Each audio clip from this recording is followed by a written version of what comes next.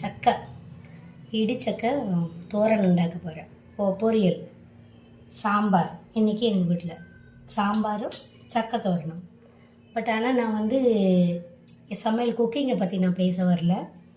ஒரு ஆர்கியூமெண்ட்டு சின்ன என்னென்னா, ஒய்டி ஸ்டுடியோவில் பார்த்தீங்கன்னா என்னோடய வியூஸ் கம்மியாகிட்டே போகுது.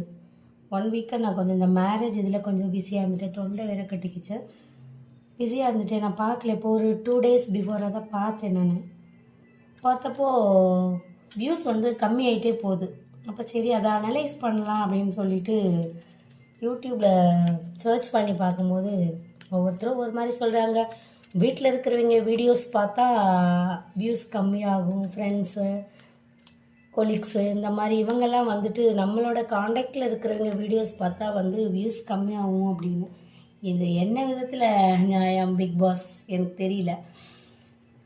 ஃபஸ்ட்டு எவ்வளோ கஷ்டப்பட்டு நல்லா படிக்கிற பசங்க 100க்கு 100 மார்க் வாங்க மாட்டாங்களாம்.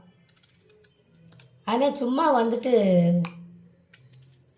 எழுதுகிற பசங்களுக்கு 100க்கு 100 கிடைக்குமா? அவன் கஷ்டப்பட்டு படிச்சுட்டு இருப்பான்.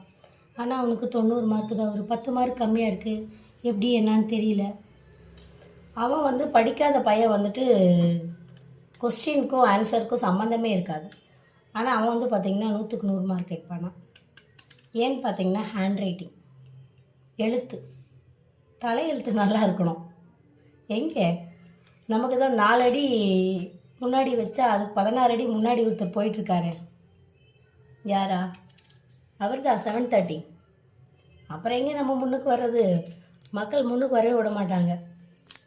மக்கள் இல்லை, நேரம், டைம். அதுதான் சொல்ல வந்தேன்.